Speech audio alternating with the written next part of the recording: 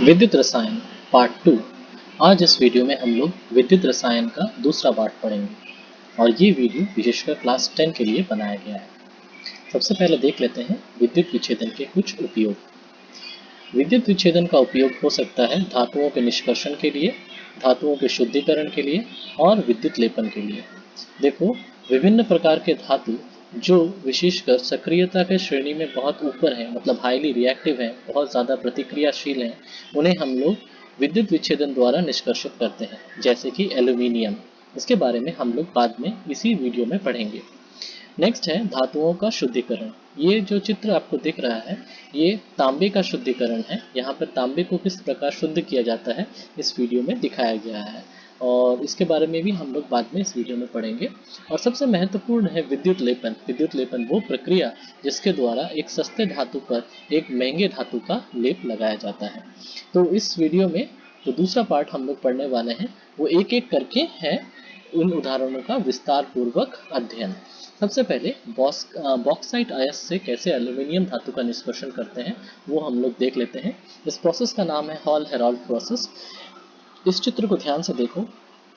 इसमें एक पात्र के अंदर जो लाइनिंग है, कार्बन का लाइनिंग, ये यहाँ पर काम करता है ऋणोद के रूप में और धनोद के रूप में ये रॉड्स जो हैं ये ग्रेफाइट के रॉड्स हैं।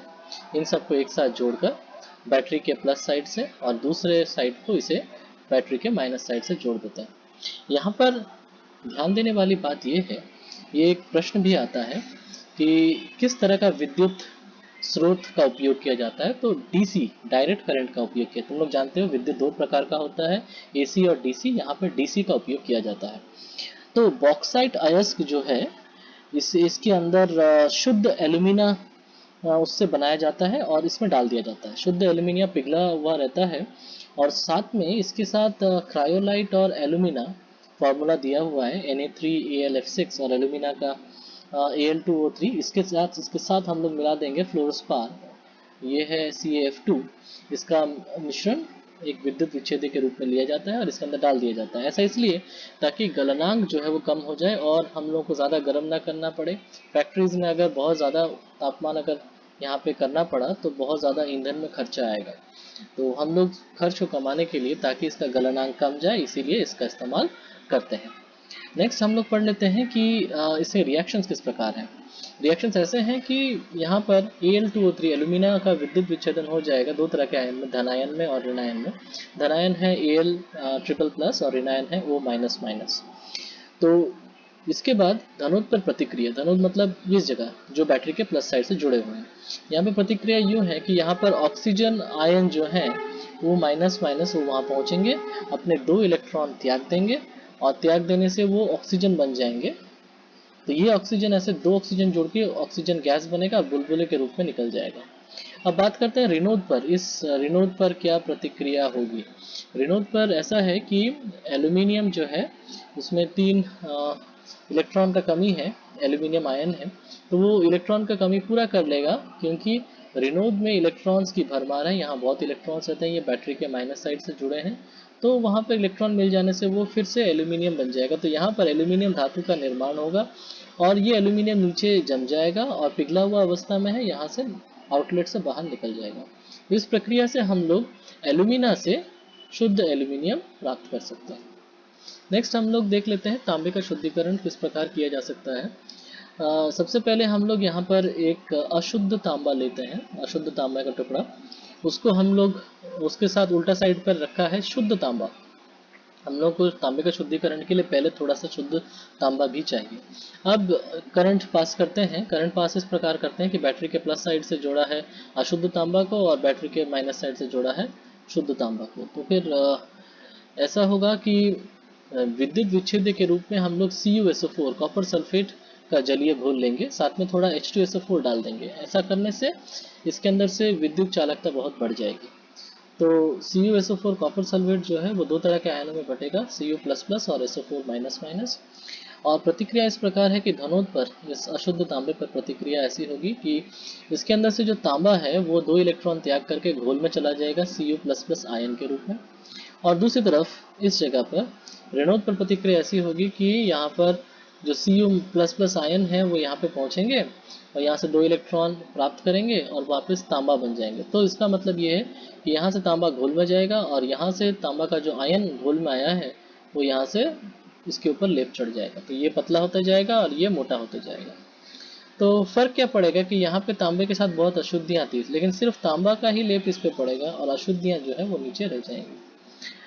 यहाँ पर एक विशेष बात यह है कि धनोद को ना एक सूती कपड़े से लपेट के रखा जाता है। ऐसा इसीलिए क्योंकि उसमें बहुत सोना चांदी ऐसे बहुमूल्य धातुएं भी अशुद्धियों के रूप में मिले हुए होते हैं। तो वो कपड़े के अंदर रह जाएगा सोना चांदी इत्यादि, उसको एनोड मड कहते हैं। इस एनोड मड से हम लोग बाद में फिर से निकाल सकते हैं सोना और चांदी को। तो इसीलिए ये बहुत कीमती है एनोड मड। ये एग्जाम में क्वेश्चन के रूप में भी आता है। नेक्स्ट है विद्युत लेपन। विद्युत लेपन वो विधि है जिसके द्वारा सस्ते धातु पर महंगे धातु का लेप लगाया जाता है। इसे विद्युत लेपन कहते हैं। देखो यहाँ पर अंदर एक सस्ता धातु है, इसके ऊपर एक महंगा धातु का लेप लगाया जा रहा है।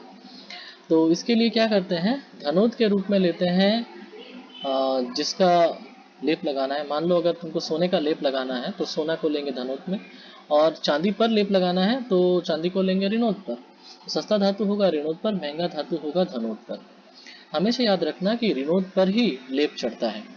तो विद्युत विच्छेद में विद्युत विच्छेद के रूप में किसे लेंगे, उस धातु का जिस धातु का लेप लगाना है उसका लवण। जैसे अगर सोने का लेप लगाना है तो सोने का कोई एक लवण लेना पड़ेगा। अगर कॉपर का लेप लगाना है तो कॉपर का लवण लेना पड़ेगा। जैसे कॉपर का लेप लगाना है तो कॉपर सल्फेट, निकल का लेप लगाना है निकल सल्फेट। इस तरह से विद्युत धारा आवश्यक मोटाई की परत पानी तक प्रवाहित की जाती है। मतलब जितना ज़्यादा हम लोग करंट पास करेंगे उतना ज़्यादा मोटा यहाँ पर लेयर चढ़ जाएगा। विद्युत लेपन में उदाहरण के तौर पे सबसे पहले देख लेते हैं किसी सस्ते धातु पर चांदी का लेप। तो धनोद को हम लोग चांदी के रूप में लेंगे और ऋणोद को सस्ता धातु के रूप में। यहाँ पर विद्युत विच्छेद है सोडियम आर्जेंटोसाइनाइड। ये जो लवण है ये अर्जेंटीनियम मतलब सिल्वर का लवण है। तो ये देखो प्रक्रिया इस प्रकार है कि शुद्ध सिल्वर को हमने टांग दिया धनोद पर, और जिस धातु पर लेप लगाना है उसे हमने रख दिया ऋणोद पर। अब इसके बाद ये प्रक्रिया ऐसी होगी कि यहाँ से सिल्वर के जो आयन हैं वो घोल में आएंगे और घोल से आयन वापस चढ़ जाएंगे उस चम्मच पर जिस पर ये लेप लगाना है। तो अंत में हम लोग को इस तरह से मिलेगा कि अंदर मान लो लोहा है लेकिन ऊपर चांदी का एक लेप चढ़ गया है। ध्यान रहे ये चम्मच को हम लोग रखेंगे ऋणोद पर लेप चढ़ता है, और जो महंगा धातु है उसको रखेंगे धनोद पर। दूसरा उदाहरण देख लेते हैं सोने का लेप। सोने का लेप के लिए धनोद पर सोना को रखना पड़ेगा, ऋणोद पर सस्ता धातु को। और विद्युत विच्छेद के रूप में पोटेशियम ऑरोसाइनाइड रखा है। ऑरो का मतलब है, ऑरम का मतलब है गोल्ड, तो यहाँ पे गोल्ड का एक सॉल्ट लिया गया है।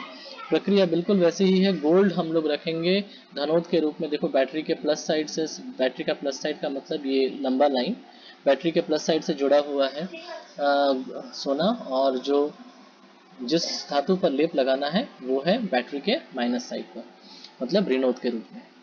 और अंत में हम लोगों को इस प्रकार से पदार्थ मिलेंगे जिसके अंदर तो दूसरा पदार्थ है, सस्ता पदार्थ है, सस्ता धातु है, और ऊपर है सोने का पतला सा एक लेप। जितना ज़्यादा देर तक करंट भेजेंगे उतना मोटा लेप चढ़ेगा। और ध्यान रहे हमेशा जो हम लोग बैटरी का इस्तेमाल करेंगे वो है डीसी सोर्स, डायरेक्ट करंट। तो इस तरह से आज हम लोगों ने इस वीडियो में सीखा कि विद्युत लेपन क्या है और जो विद्युत विच्छेदन है उसके अन्य उपयोग क्या क्या है। Thank you.